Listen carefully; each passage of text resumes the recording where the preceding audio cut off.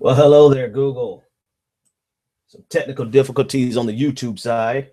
Let's rock and roll.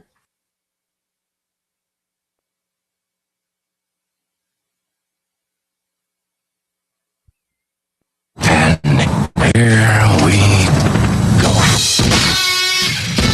It's the Benjamin Dixon Show. Your mission, should you choose to accept it, is not merely peace in our time, but peace in all time. I have no fear whatsoever of anybody or anything. Did you think no one was watching? Injustice anywhere is a threat to justice everywhere.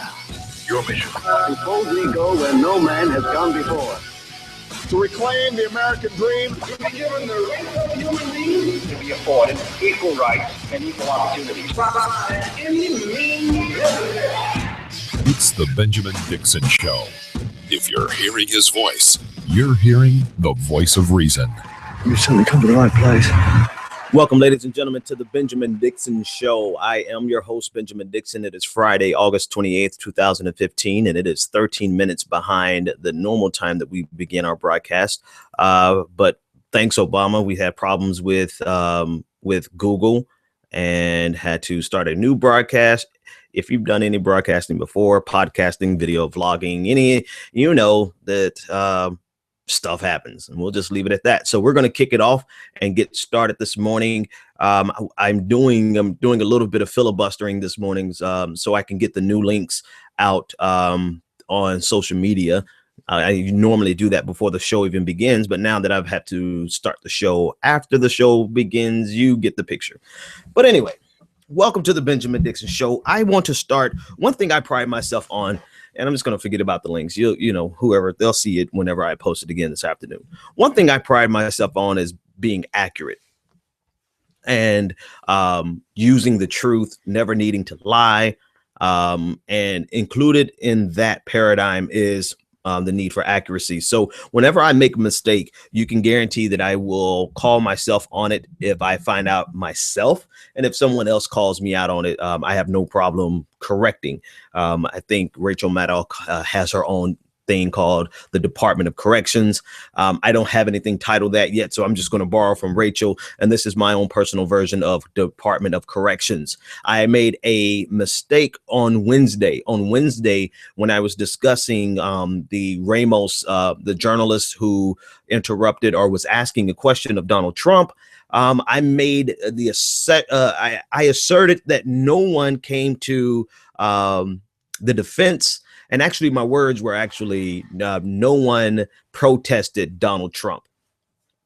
And in actuality, one of the reporters did say something. One of the reporters said, question if Donald Trump asked Donald Trump if he handled that correctly. Now, my mistake was that I actually didn't go that far. My mind switched off. And so even though, semantically, I could argue that's not really a protest. That's not really, getting, standing up for the guy. The way I said it so fervently that I was wrong. So let's just say that I was wrong.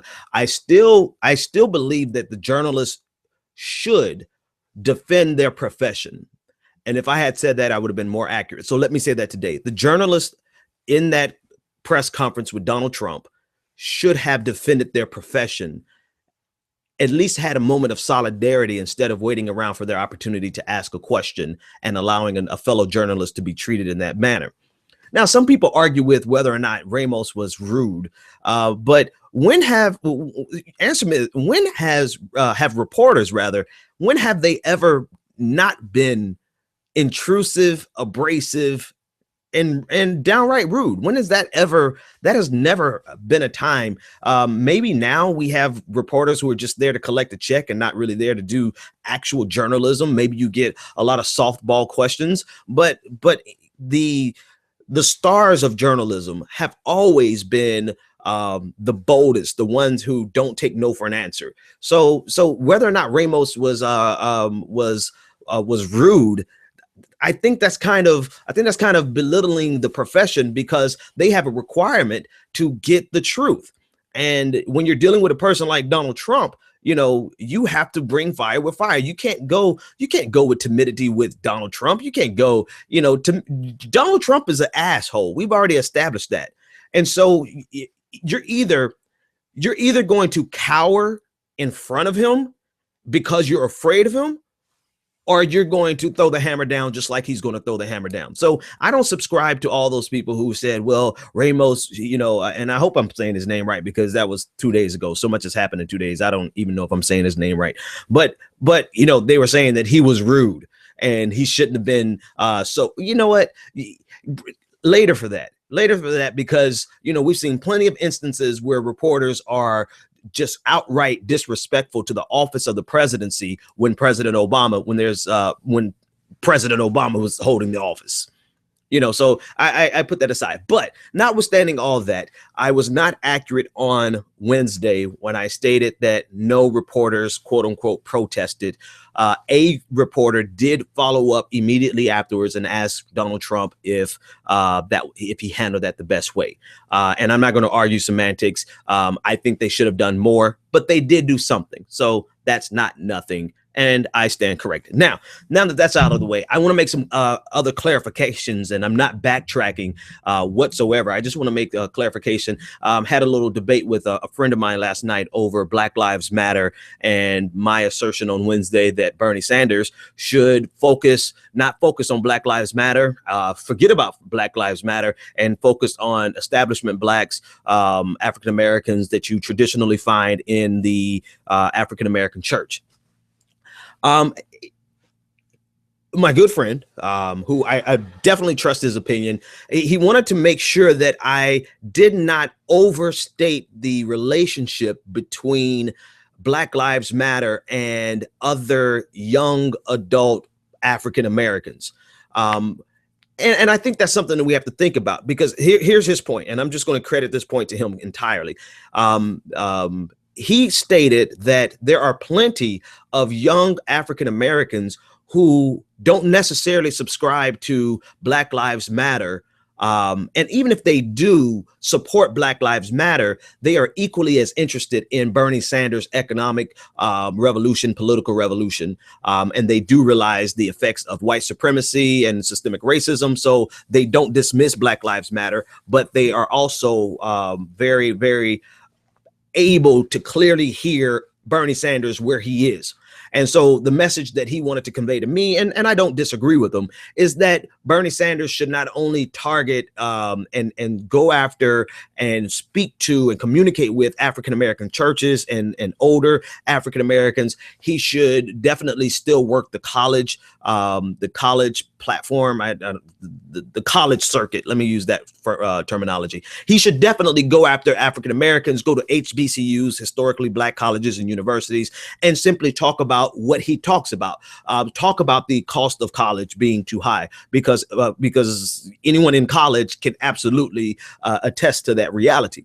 And so it's important that we don't, and I didn't say this on Wednesday, but I want to clarify that Black Lives Matter is something very specific. It is an organization. It is a rallying cry, yes, but it is an organization with its own culture, and that culture can't be imbued on everyone who's a young African American activist.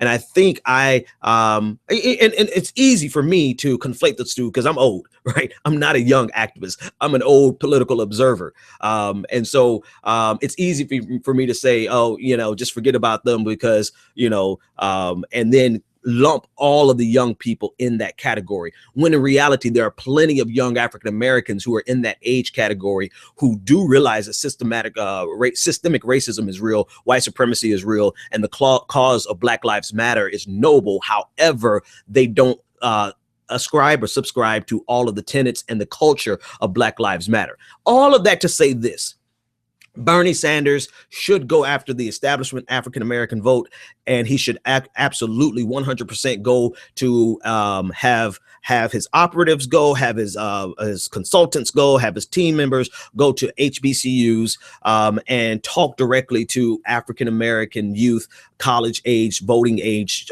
students, and communicate with them about his economic revolution, because without a doubt that is going to connect with them. He cannot negate white supremacy, systemic racism, and criminal justice reform. All right. All of those things out of the way. I had to do those at the top. Because it's, I like to, if I'm wrong on something, I will admit it. So I was wrong on the Ramos case in that very specific instance, right in that framework. That was the only thing I was wrong about. I stated that none of the reporters gave a rebuttal when someone actually did. So I stand corrected. And I want to just clarify that when I say don't worry about Black Lives Matter, it specifically mean do not try to get Black Lives Matter endorsement. Don't waste your time trying to convince them on social media. Don't waste your time trying to win them over.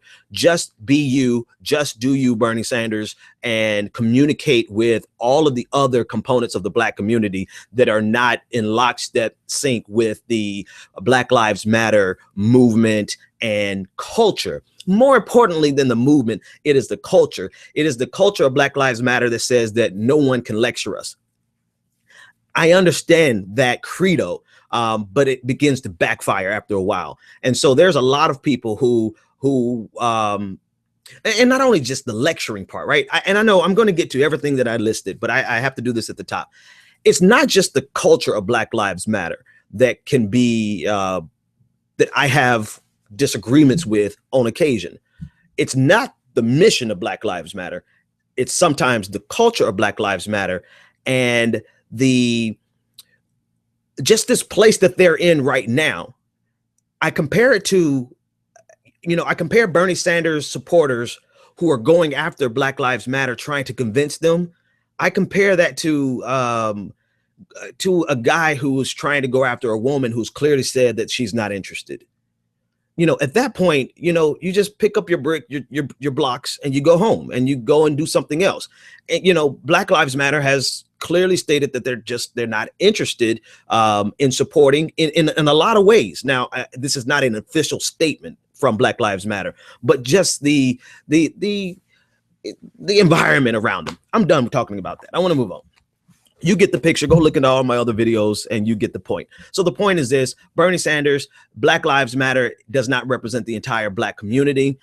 Don't try to get their endorsement. And I was speaking to a lot of questions last night about how should Bernie Sanders go and approach the Black church. I'll do that in the last segment because I've already gone off topic just with these two corrections and clarifications. Now, with all that being said, let me talk about the Virginia shooting, the WDBJ shooting. Bryce Williams, a disgruntled employee. By now, all of the details. Some of you probably know more of the details than I do. I try to stay away from, I try to let cases digest before I start coming out with a lot of brash opinions. And that's intentional. I'm not a breaking news guy. If I do something breaking news, I'll just put the video up and let you watch it for yourself. But I like to let things digest. One, because we don't know all the information. Two, because it takes time to formulate an accurate opinion. So you probably have a lot more details than I do. But some of the things that I've observed, first of all, let's state this at the top. Clearly what happened is atrocious. It's beyond the pale. It's terrible that it happened, period. But it's also disturbing that this guy broadcasted the entire event on social media. And that, I think that in itself, if you listen to his language as he's tweeting these live events, as though this is like, he tweeted it as though he was tweeting what he was doing at the football game. I think that in itself should speak to the mental derangement, if I'm saying that word, or did I make it up? I don't know. He was mentally deranged. You can clearly see that. So not only was he a disgruntled employee, but he was mentally deranged in the manner in which he carried it out. It just screams of mental instability. So it's a tragedy in itself, the way it was broadcast on live TV. I mean, you know, human life is precious no matter what, you know, and I don't care what this guy's grievances were. It does not justify murder. You know, I've seen, and I'm not even going to discuss some of the comments I've seen from different, you know, if you go into the dungeon of any group, you will find something that's pretty shitty. You know, I'm not going to discuss any of those things. I'm going to stay above the fray, and let's just look at the human loss, the loss of life. Now, in terms of the things that I want to say about it, when I watched it and I listened and I have my ear to social media and to different broadcasts, one thing that's jumped out at me, notwithstanding the pure tragedy of it, was the concerted effort and the unequivocal blaming of racism with regard to this tragedy. Right? There's no question. You know, the guy sent over a 23-page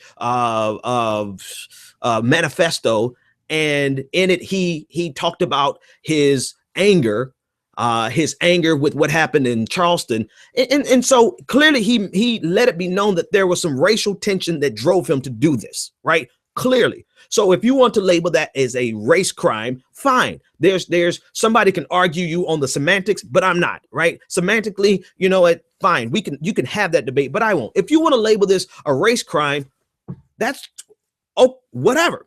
But what's amazing to me is that when Dylan Roof in Charleston, South Carolina, sent over or had a manifesto himself, clearly outlining that this was a race issue, that he did not like African Americans, that he wanted to purge African Americans, and he wanted to kill African Americans, there's this big question mark in the minds of conservatives of whether or not this was about race.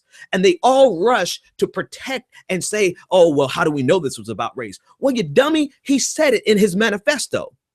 So what's amazing to me is that, you know, 5 minutes after everybody realized what happened, Breitbart comes out with race murder on the front page of their website, making a big, bold declaration that this was a black man who killed white people over race issues. But when we had the exact same scenario with 9 people being killed by a white guy who clearly stated his reasons were race-based, we have to question whether or not it's about race. You have some people in America who, no matter what happens, if it's only can be racist. Let me start that again. You have some people in America that no matter what kind of crime it is, it can only be racist if it is a black person committing a crime against a white person. And if it's a white person committing a crime against a black person, then, well, we don't know. Don't play the race card. You know, don't, you know, slow down there. It could be about religious. It could be about religious persecution. They try to find anything and everything they can to contort their talking points so that they never have to concede the fact that there is actually racism, even when the person committing the crime says, I'm doing this because I don't like black people. Not yesterday, but Tuesdays. Actually, this was Wednesday. I'm lost in the week. But what happened on Wednesday was clearly about his anger, about his about things that happened, injustices he felt, you know, whether he felt like he was being victimized, all these things. And he felt like, you know, he was angry about some racial tensions. So let's label it a race crime. Fine. Who's arguing? Who's going to argue that what happened on Wednesday was not about race? But likewise, if you're going to so categorically wrap what happened on Wednesday into the bubble of race, then how in the blue hell can you even fix your mouth to discuss Dylan Roof in any other terms than a race crime? That's because there is an explicit agenda. And I'm going to get to somewhere else. I'm going to connect this back to Black Lives Matter in a minute. There is an express agenda by an entire segment of America, particularly our media, who will never give any credence to the reality of racism in the United States of America. Now, I know for a fact that those outlets that do that are conservative outlets. conservative media outlets from Fox News to Breitbart to the Daily Caller, all of them have an agenda, and that agenda is to deny any type of racism under any circumstances whatsoever. It can never be a white on black instance of racism. Anyone who says that it is racism, we label them as race baiters. So no matter what, you have an entire segment that refuses, that intentionally denies the reality of white on black racism in the United States of America, while simultaneously promoting black on white racism in America. And that comes from our media, our conservative media outlets. Now, I'm going to give this caveat and then I'm going to let it loose. I know that there is a race problem in Democratic circles. I know firsthand that there's race problems in Democratic circles. There are race problems in progressive circles. I know that there are going to be, if I were to do an anecdotal estimation, there is probably about 25% of people who identify as progressives who do not believe that race is a problem in America and that black people are just complaining. Right? Someone can do their own research on it. I'm sure there might be some research on it. I'm just giving you an anecdotal estimation. But if there's 25% of progressives who don't believe that race is a problem and that are tired of talking about race and black people playing the race card, you guarantee there's at least 95% of conservatives who feel the same way and who are actively pursuing methods in which they can suppress any type of argument of racism. So while people are along the periphery talking about, I'm not identifying with any political ideology, I don't subscribe to the false dichotomy of the two-party system, all these things that sound good, I want you to understand there is a very solidified effort against anything progressive towards African Americans. There, and let me take the word progressive out, lest you get confused by the political jargon. There is a concerted effort by conservatives in the United States of America to deny any possible conversation on race that would lead to the downfall of systemic racism. Period. So while you're out there saying, "Oh, I don't give into political ideologies," realize that there is a political ideology that is solidified against you. So you may not want to consider progressives to be your friends or your allies, but you damn well better realize that conservatives are your enemy because they are out there trying to do everything they can to simply deny not only your existence, but what you are experiencing. They're trying to deny everything that we experience and wash it off as being anything but race. So I think it is frivolous. I think it is fatuous. I think it is almost childish to run around as if you're some type of pseudo intellectual to say, I don't subscribe to politics. When the people who are aligned against you are absolutely subscribing to a political ideology, and that is conservatism. If you look at the broadcast from Wednesday and tell me, and look at the headlines, look at which outlets played the race card and went straight to the race card. They are the same outlets that denied that race had anything to do with South Carolina Charleston shooting. And that should tell you everything you need to know about which political ideology is trying to stop Black Lives Matter, which political ideology is trying to stop anyone who is attacking white supremacy. And there is an express reason for that. And I have no idea what the time frame is because we started 15 minutes late because of Google. But there is a specific reason, and maybe I could tie it into the next section when I talk about Coulter and Donald Trump. That's what I'll do.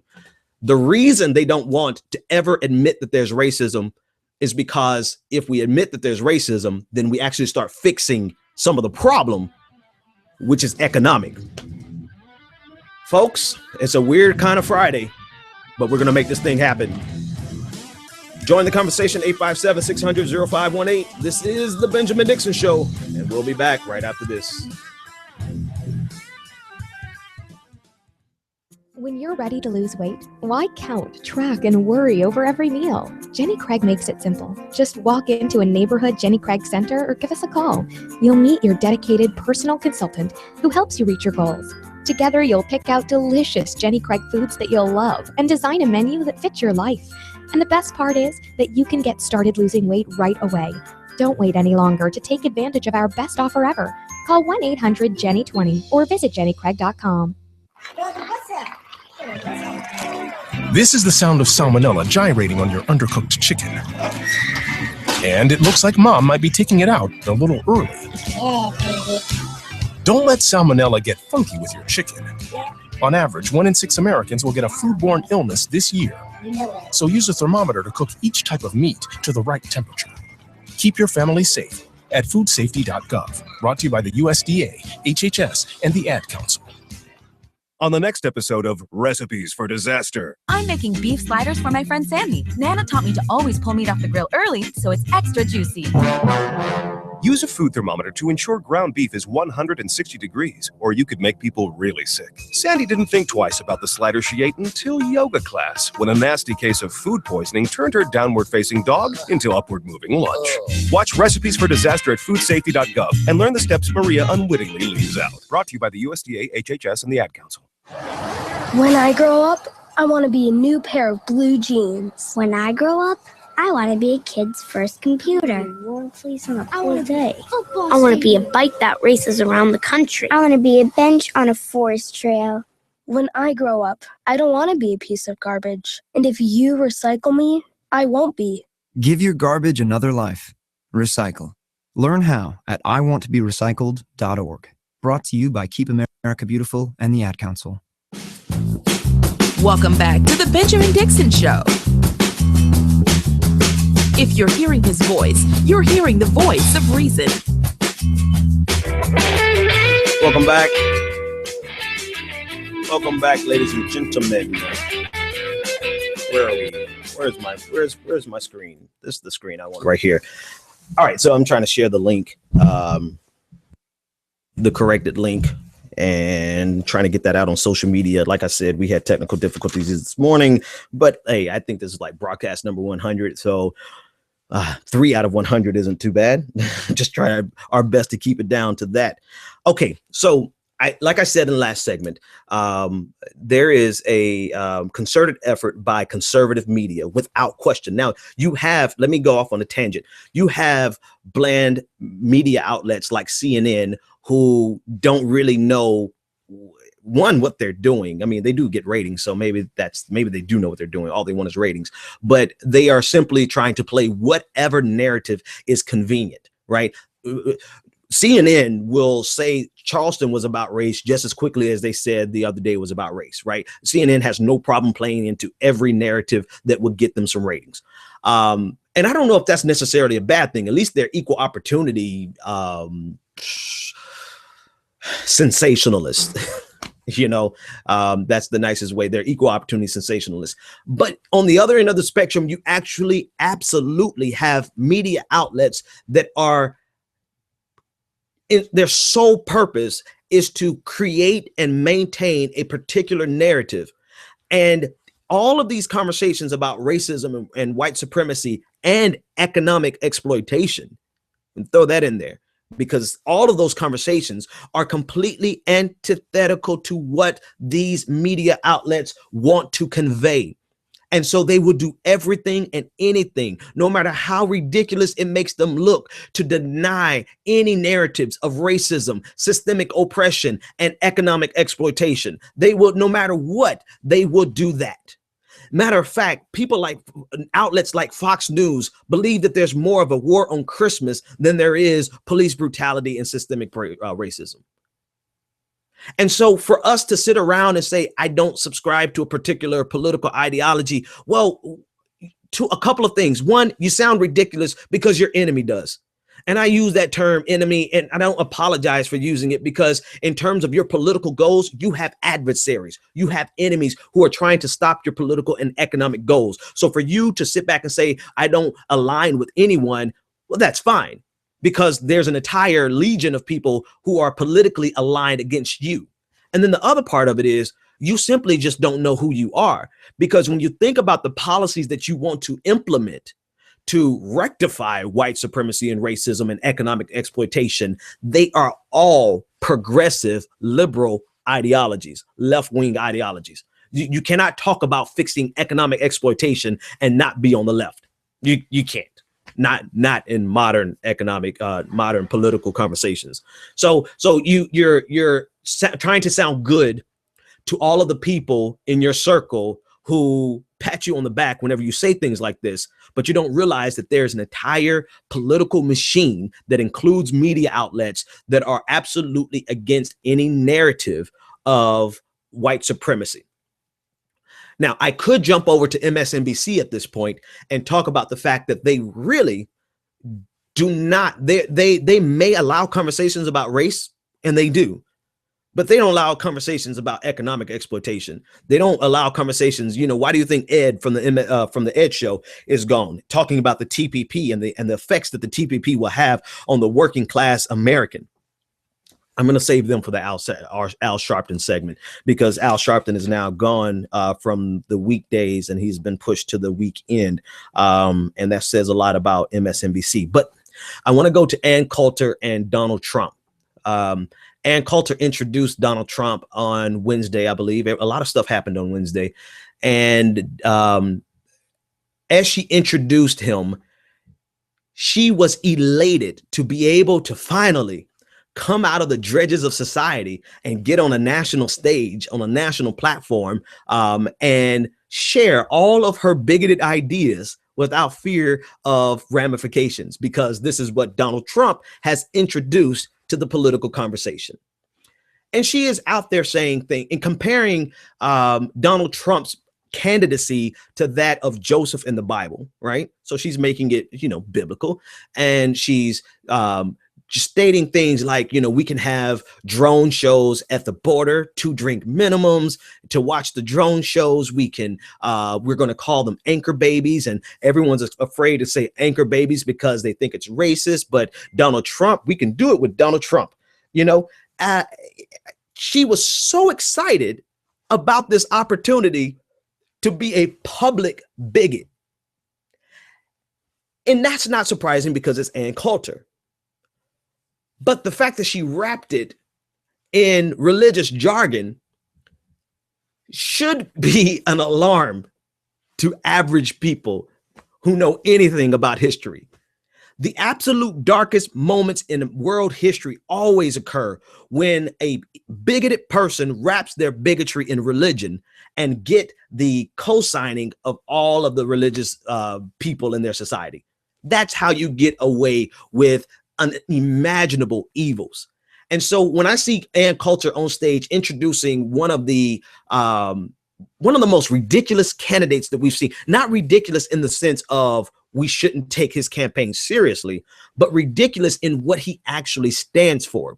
When I see an Ann Coulter introducing a Donald Trump and wrapping all of the bigotry, misogyny, ignorance, and just hatefulness that is between the two of them, wrapping it in religious jargon, and then seeing Christians clap and applaud this ridiculousness, this absurdity of bigotry, I think everyone's alarms should go off.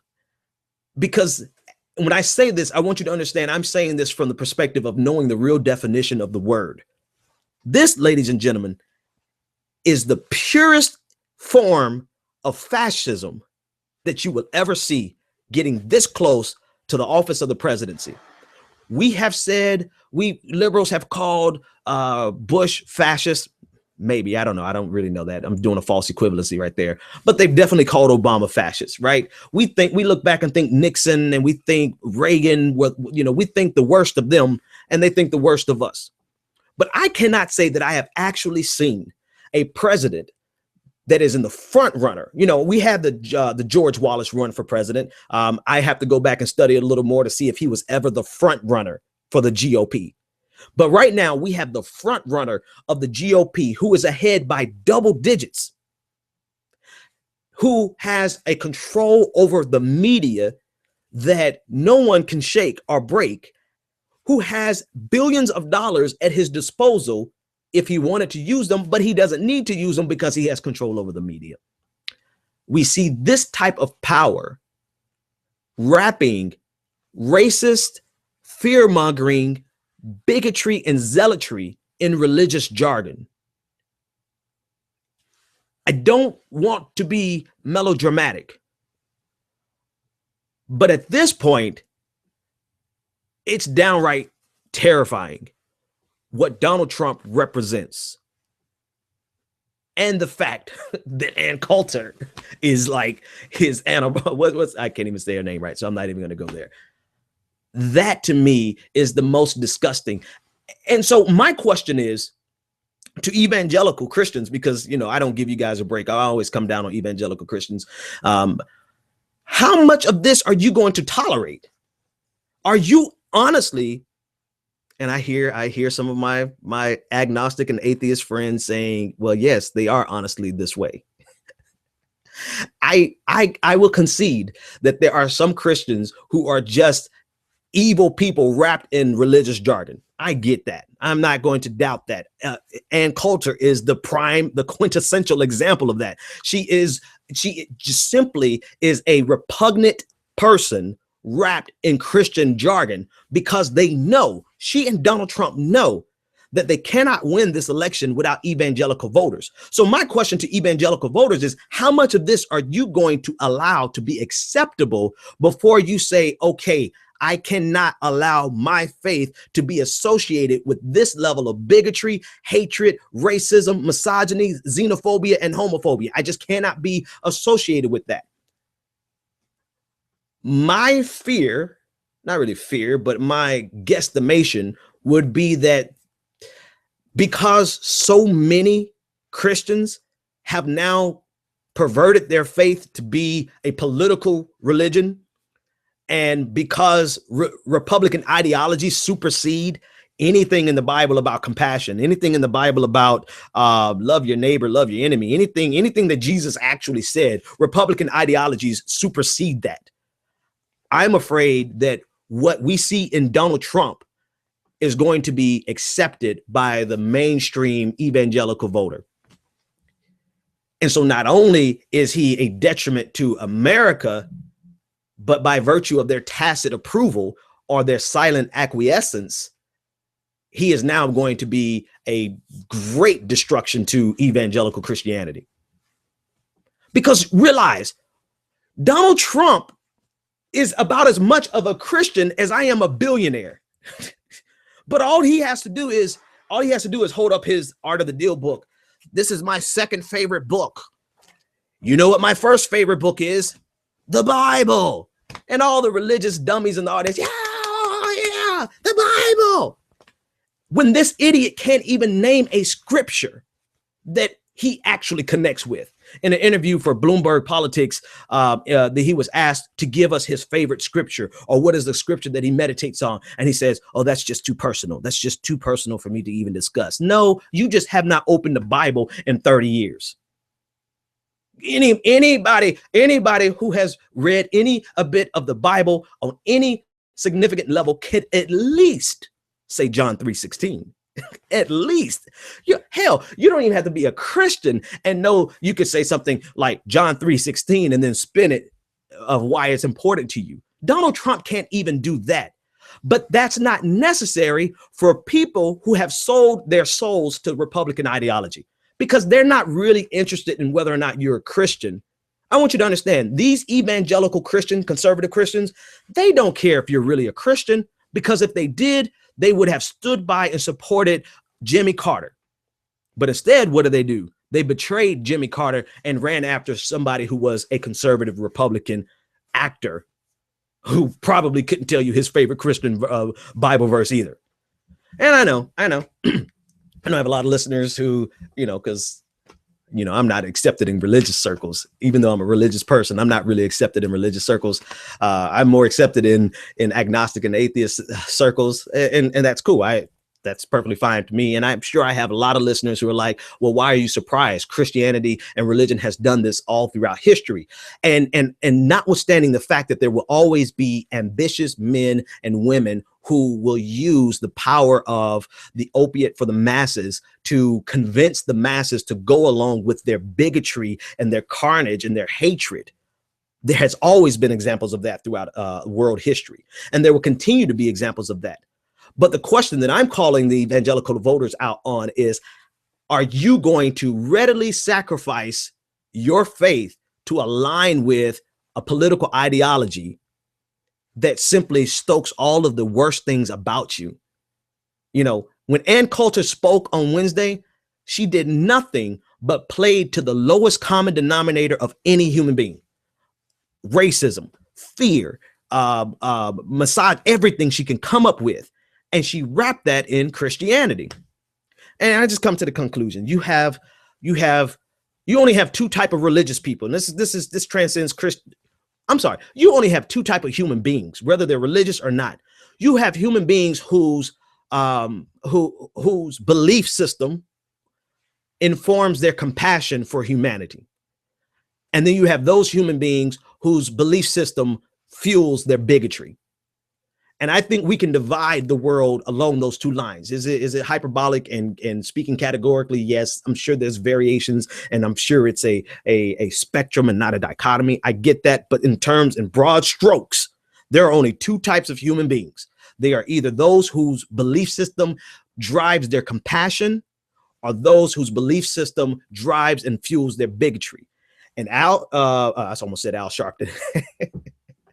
Donald Trump, he's not a believer. He may be a believer in the Romans 10:8 version of Christianity, but he is no Jimmy Carter. His actions and the things that he does are not informed by his faith. But all he has to do is say, my favorite book is the Bible.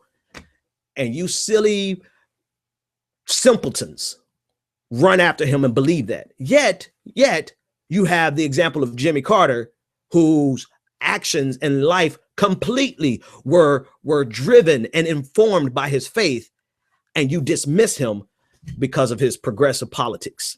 That should tell you everything you need to know about the state of religion in the United States of America, in the world, but specifically in the United States of America. That's where we are. And we see people now. Donald Trump, I'm telling you, people discount him to their peril. Donald Trump is going to go the distance. Whether or not he is the nominee will depend on how much money he wants to spend, nothing else, because he has tapped into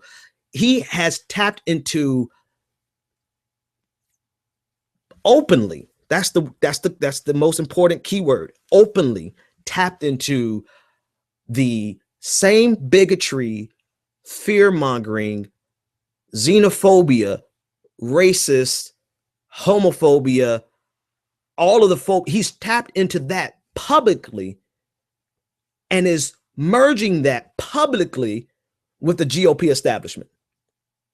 Now, before this, the GOP kept those people at bay and managed to get their votes without the need of publicly having people at their rallies. Like in Alabama, he was at a rally and people were shouting white power. You know, that would never have happened at a Bush rally. Matter of fact, I'm going to say something good about George W. Bush. If that happened at a George W. Bush rally, George W. Bush, even if it was just for political smartness, would have shut it down. But Donald Trump has done something that George W. Bush couldn't do, and he probably wouldn't want to do, right? He has merged the bigoted arm of the GOP, the white supremacist groups. He has merged them and allowed them to come out of the darkness, out of the shadows, and brought them into the public fray. And that's why he put Ann Coulter on stage to introduce them, because normally she's relegated to the dredges of society when she only comes out when she needs to sell a book. But now with Donald Trump, this type of bigotry is on display. This type of bigotry is the new norm, and nobody can say anything about it because they're afraid. They're afraid of Donald Trump. I mean, I'm not afraid of Donald Trump, but you know, I have like 1,000 listeners, so that's besides the point. But you know, the people who have 1 million listeners, they're afraid to challenge Donald Trump. A lot of scared cowardice going on, and our inability to identify something that's detrimental to the broader society, wrapped in Christian jargon. That should terrify everybody. We'll be back. You're tuned in to the Benjamin Dixon Show. Join the conversation, 857-600-0518.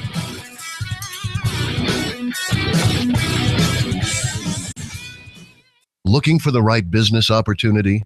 Need the right product, the right marketing plan, and the absolute best training in the world? Well, look no further. The Elite Team. Every leader in time excels. They believe the key ingredients in becoming successful in life and in business are just a keystroke away. Go to www.eliteteamsite.com. That's www.eliteteamsite.com.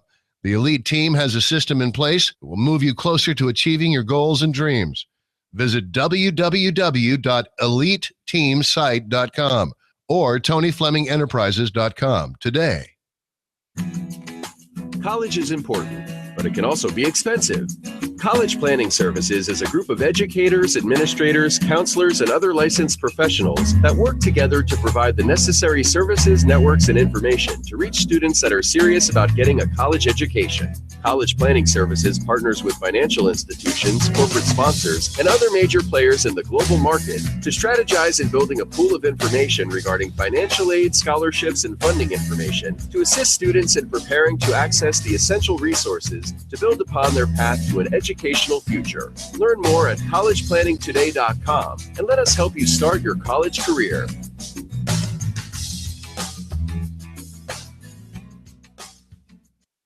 Do you want to take your business to the next level? Ultimate Business Solutions provides the support you need to increase your customer base and sell more products and services online. Specializing in graphic arts, web development, and internet marketing, Ultimate Business Solutions creates the face of your business. If you're looking for a custom logo, dynamic website, or popping marketing material, call Ultimate Business Solutions today at 404-704-2197 or visit www.ultimatebizsolutions.com. Ultimate Business Solutions. Let us create your future. Do you have tax issues, owe back taxes, or need tax relief? Contact L&B Tax Service today. L&B offers you over 15 years of expertise and first-class tax service for individuals, professionals, and business owners. With nationwide service, you can easily find a location near you. Contact one of our tax professionals through our website, lbtaxservice.com. That's www.lbtaxservice.com. L&B Tax Service Incorporated. Tax professionals that you can trust. You've tuned in to the Benjamin Dixon Show. All right. Welcome back. All right, folks. So this morning was another one of those mornings. I did not get a chance to do what I normally do, but if you want a copy of my book, the last week's winner actually was Joelle. I did not remember her last name, Katz, I think, or at least her user handle was at Joelle Katz. She was the first one to tweet me. First person to tweet me saying, I want the book. You will get a copy of the book. The first two people, you should have received your books by now. If you didn't receive the books, there's something going on with Amazon because actually I'm shipping them directly from Amazon in this case. So send me a tweet right now. Anyone who's interested in the book, a free copy of God Is Not a Republican, where I destroy Christianity, the marriage between Christianity and the Republican Party. Just tweet me and I'll send you a copy, and then we'll get back to normal next week. You know, so people talk about the commercials, the fact that I have commercials in the show. You know what? Listen, I don't make hardly any money off this show. You know, if I did, I would not be working to midnight every single night. But the commercials are there, just like the ads that you get before you watch my videos, to help pay the cost to run this. And so if you want to help get rid of those commercials, if you want to help get rid of the ads, then consider becoming a Patreon. go to patreon.com/the BPD show, and you can help me move away from the need for any commercials. Because trust me, with the viewership that I have, I am not making money, a lot of money, hardly at all. If I told you what I was making, you would be like, what the entire F, right? So I say all that to say that I on a regular basis, I get emails or tweets and stuff about, getting rid of the commercials. If you want to help me get rid of the commercials, become a Patreon or go read my material. Actually, I just put out a blog on Pathos. The title of the blog is With Christians Like Ann Coulter, Who Needs a Devil? Go read it. It's going to be great. If you're a Christian or if you're atheist, it's a great read. So go read that. That'll help me get rid of all these commercials. That set aside, I want to talk about MSNBC. And I want to talk about Al Sharpton and what's happening. Actually, we already have a winner. Somebody beat all the rest of you, but keep tweeting me. I love your tweets. So MSNBC has demoted, and I know Al Sharpton is trying to wrap it and make it seem like he's being promoted, but he's been demoted to Sundays at 8 a.m. And this is a part of, a concerted effort by MSNBC, the only semi-progressive outlet on TV, on regular cable. I know on satellite you can get a couple of other networks, but MSNBC is the only thing that had the potential of rivaling Fox News.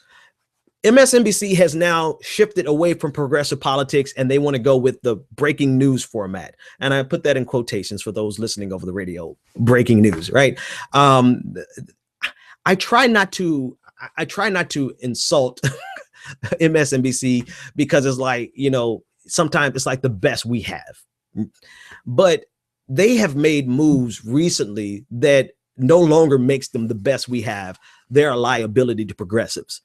Because if you're not going to go with a progressive counterbalance to Fox News and you just want to end up being a CNN, then you're not doing anything that you're not helping us at all. So there's no reason for anyone to have any loyalty to a station that is not bringing a counterbalance to what Fox News does.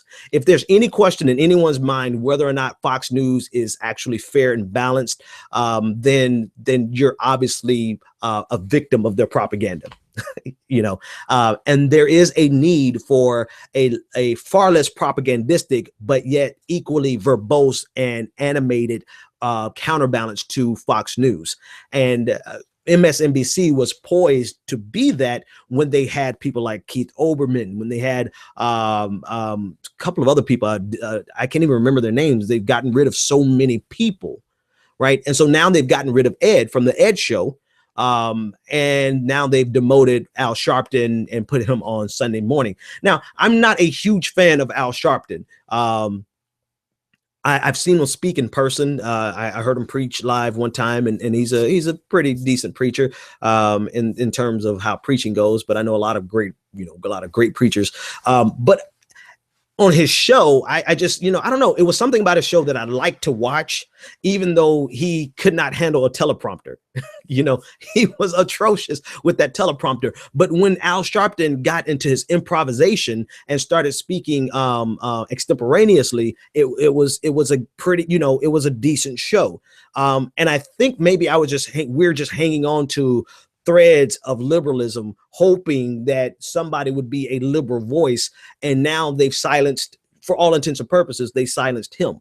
I don't imagine they could get rid of Chris Matthews or Rachel Maddow. I do think that they probably will give Chris Hayes the boot eventually. But the point of what I'm saying is this: progressive media has been in trouble, and we held on to MSNBC as long as we could. But now I don't think that there's anything left at MSNBC in terms of progressivism that's worth holding on to.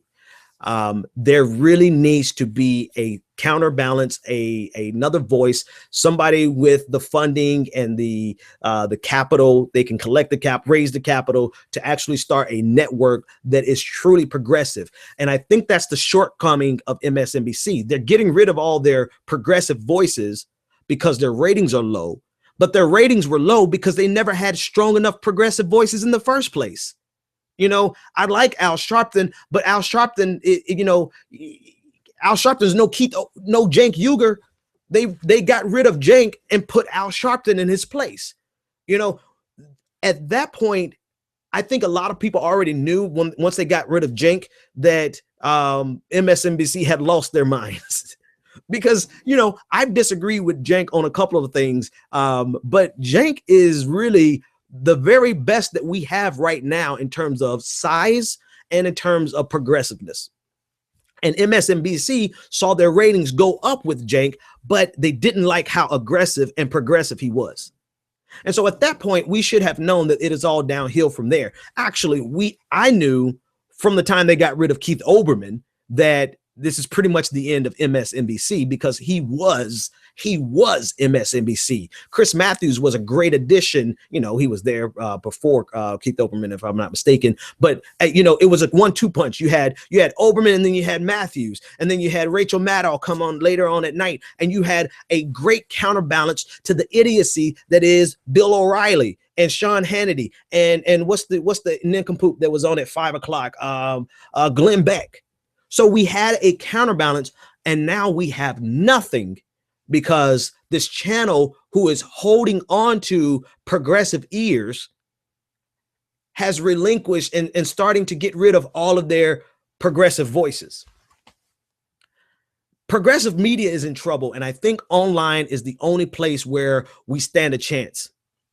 And that's why it's important for you to support shows like David Pakman, even This Week in Blackness, the Young Turks. They're doing good. They may not need your support as much as me. You know, it's important that you support your online media, because, you know, you should know from the commercials that they play in between the shows on MSNBC that this is a network that is not committed to progressivism.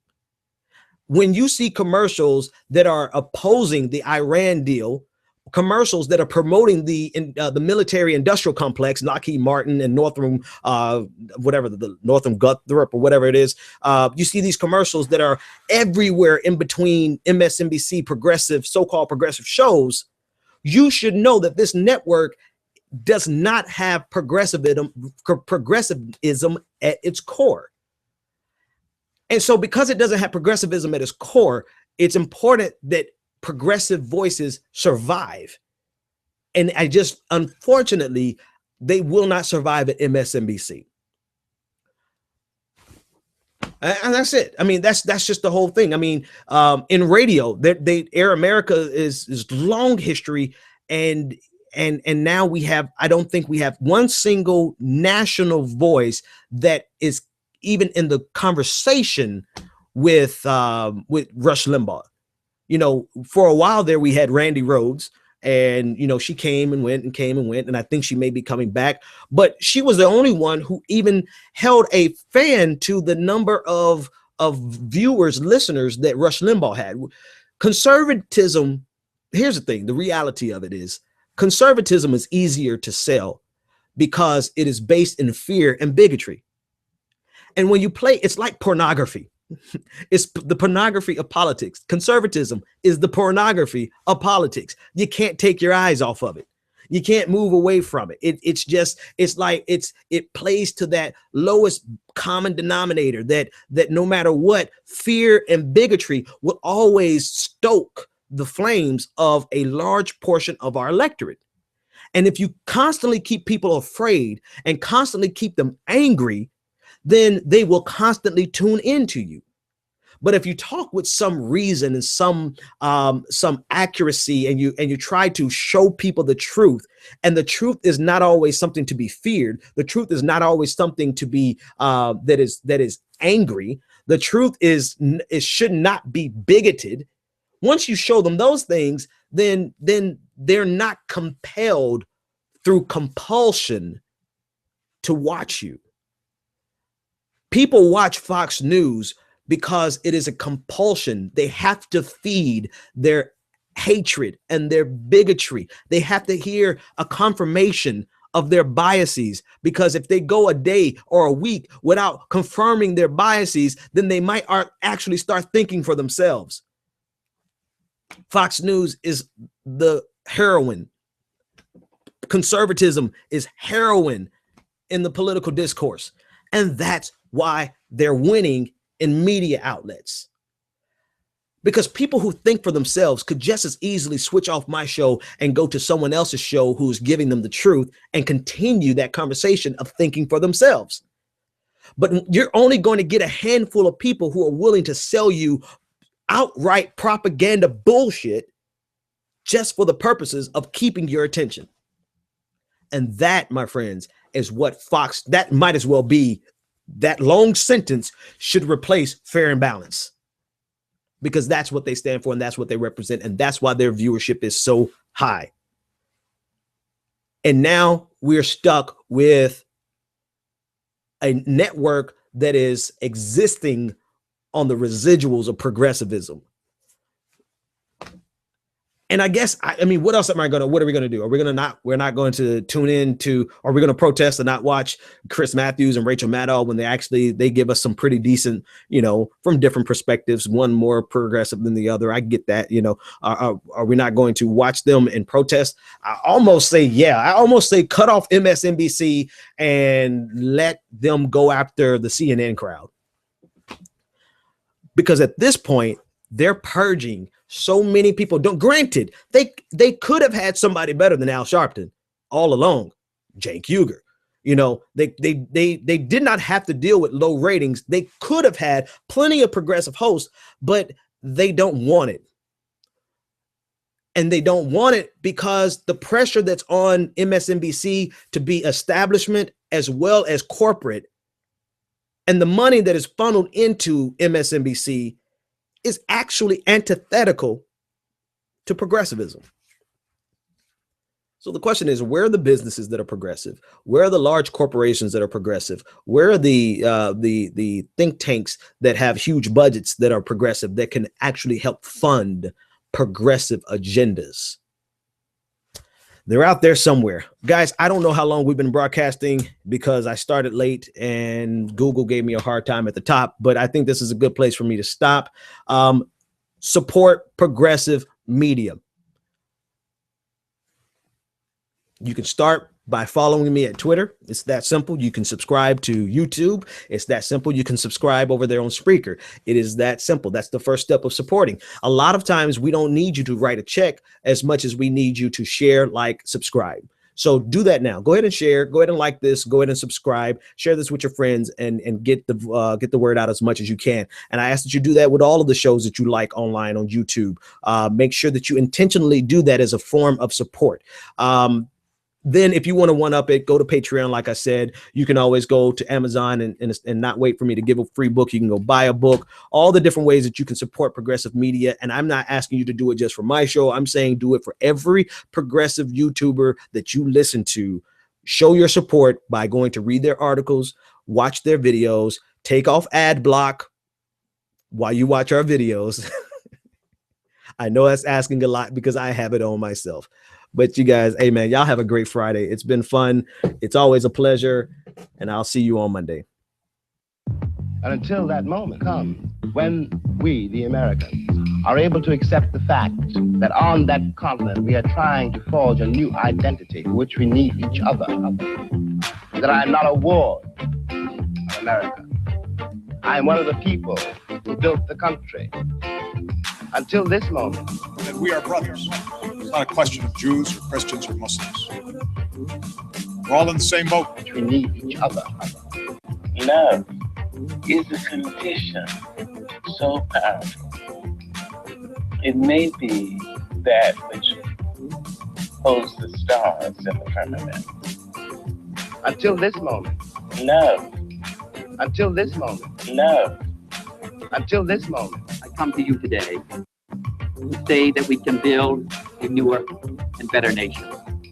I say we can do so, that we must do so, and that we will do so. You've tuned in to The Benjamin Dixon Show. Visit us online at www.thebenjamindixonshow.com.